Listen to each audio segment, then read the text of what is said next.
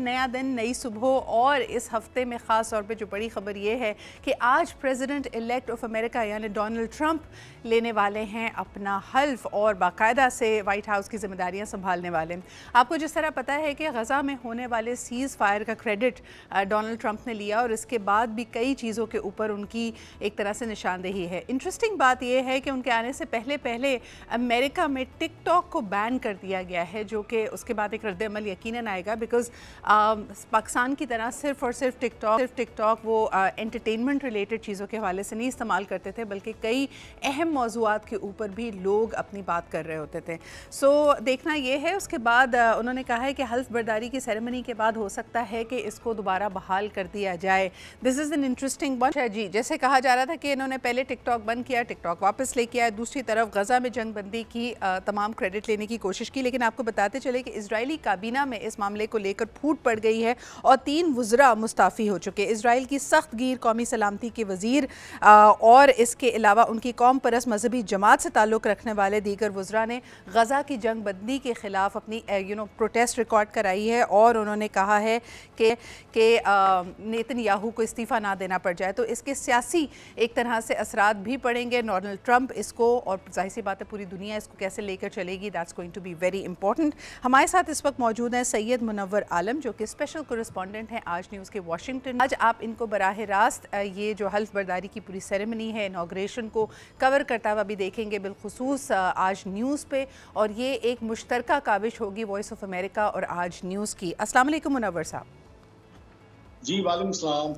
नवर साहब, हमेशा की तरह इस वक्त मसाइल तो बहुत है अमेरिका के सामने और यकीनन लोगों को मेरे ख्याल में सियासी तौर पे रद्द अमल करने का भी मौका नहीं मिला, क्योंकि एक के बाद दूसरी कई मुश्किलात सामने आई। ख़ास तौर पे जो लॉस एंजलिस का इस वक्त जो फायर्स हैं उसके तनाजुर में आपको लगता है कि जो गहमा गहमी जो रंगारंगी होती है इस प्रेसिडेंशियल इनॉग्रेशन की, उसको काफ़ी हद तक सोबर या सोबर रखा गया होगा? जी सिद्रा, ऐसा तो बहरहाल नहीं है जी। क्योंकि देखिए लॉस एंजलिस का जो इलाका है, एक तो मीडिया हाइप जब क्रिएट होती है और दूसरी चीजें सामने आती हैं जी। तो जिस तरह से हाइप क्रिएट की गई है, कोई बहुत बड़ा इलाका नहीं है जी। और यूं समझें कि जी अगर पाकिस्तान के किसी 4 सूबों में से एक शहर और एक शहर के किसी छोटे से इलाके में अगर कोई आग लगे तो बहरहाल उसका नुकसान तो है, लेकिन अमेरिकन इकोनॉमी पे या अमेरिका की पॉलिसीज पे या उनकी कोई तकरीब पे ऐसा असर नहीं है। हाँ, मौसम ने असर डाला है और जो तकरीब एक शानदार तकरीब हुआ करती है हर सदर की, और वो कैपिटल हिल बिल्डिंग की सीढ़ियों से शुरू होके और फिर वो तवील मैदान में और हजारों लोग उसमें शिरकत करते हैं।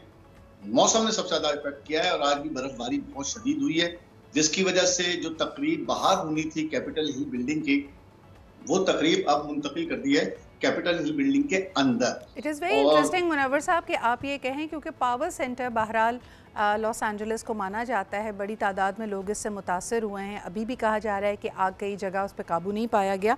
और सबसे इंटरेस्टिंग बात यह कि 96 साल में पहली दफ़ा ऐसा है कि ऑस्कर अवार्ड्स की सेरेमनी मनसूख की गई है। तो इसका ये वोट टेकिंग सेरेमनी पे कोई असर ना पड़ना किसी हद तक हो सकता है प्रेसिडेंट ट्रंप के ख़िलाफ़ भी जाए, उनकी एक तरह से इनसेंसिटिविटी की बात हो, लेकिन देखना ये है कि उनकी आज की स्पीचेस में कहीं ना कहीं इसका जिक्र होगा। मुझे ये बताइए कि गज़ा की जंग बंदी के हवाले से जो प्रेसिडेंट ट्रंप इसको एक अपनी बहुत बड़ी विक्ट्री मानते हैं, क्या वाकई अमरीकी अवाम, अमरीकी मीडिया और दुनिया भर का मीडिया इस बात का क्रेडिट प्रेसिडेंट ट्रंप को देता है? जी अभी तो नहीं दिया, ये बिल्कुल आपकी बात दुरुस्त है जी। सवाल आपका बहुत अच्छा है और अभी तक तो खैर ये बिल्कुल क्योंकि जाहिर सी बात है, देखें जितनी भी काबिशें हुई हैं अभी हल्फ नहीं लिया है और उससे अभी जितनी काबिशें हुई हैं वो जाहिर सी बात है डेमोक्रेट्स के खाते में जाएंगी। जरूर असर पड़ता है इलेक्शन के नताइज का और ब्यूरोक्रेसी पे भी पड़ता है, फॉरेन पॉलिसी पे भी पड़ता है और दूसरी चीजों पे भी उसका असर देखने में आता है।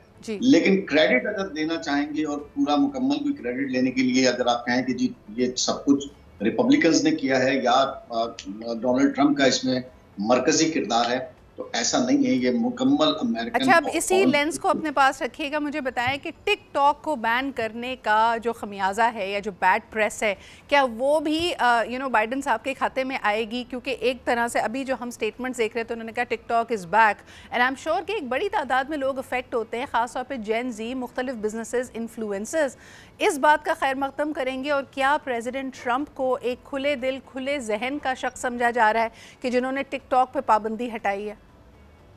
जी बिल्कुल बिल्कुल ऐसा ही है, बिल्कुल आपकी बात दुरुस्त है। और काफी असर खास तौर पे जो यूथ है, यंग है, वो इस एक जबरदस्त प्लेटफॉर्म है उनके लिए।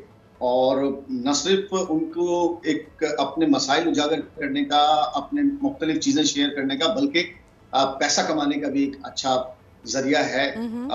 वो बिल्कुल आपकी बात दुरुस्त है कि एक छोटा सा पोर्शन आप कह सकती हैं कि वो बिल्कुल मुतासिर किया उसने डेमोक्रेट्स को, जो उनकी कहीं कहीं कंजर्वेटिव अप्रोच उनकी नजर आती है, उसको बिल्कुल मुतासिर हुए वो उससे। और आते ही क्योंकि इंतहाई इस तरह की चीज थी, तो ये एकदम से डोनाल्ड ट्रंप के मुंह पे भी आया, उनकी पॉलिसी में भी आया कि जी टिकटॉक को बचाना है, हर सूरत बचाना है। वो बचा गए हैं।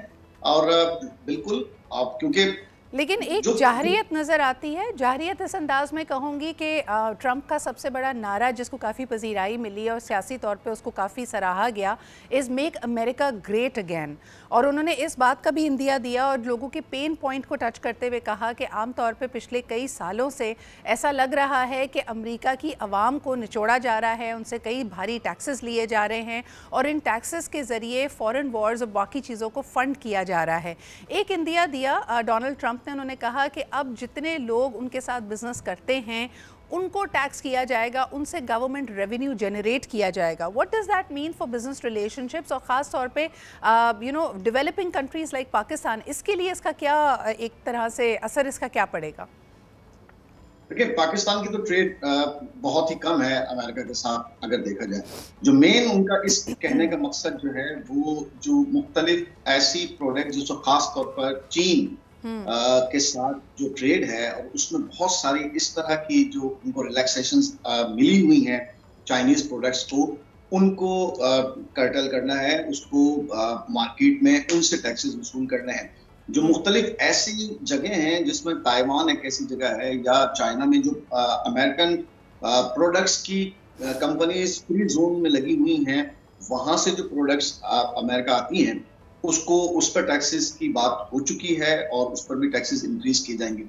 इससे जो असल असर है, वो कहने का उनका मकसद ये है कि जो अमेरिका के अंदर अमेरिकी शहरी है, वो बहुत ज्यादा टैक्सेस में दबा हुआ है, और बाहर से जो एक्सपोर्टर है, जो फ्री मुख्तलिफ मार्केट जोन्स में प्रोडक्ट्स बनाता है और उसके बाद उसको अमेरिका इंपोर्ट कर लेता है, उस पर इतने टैक्सेस नहीं है। क्यों? क्योंकि वो वहां पर फ्री जोन में काम करता है, चीप लेबर उसके पास अवेलेबल है उन जोन्स में, और वहां से जब वो प्रोडक्ट आती है। मुनव्वर साहब, आखिरी सवाल करना चाहूंगी क्योंकि इस वक्त ऐसा लगता है कि नॉर्थ अमेरिका एक सियासी हिजान की सी कैफियत में है।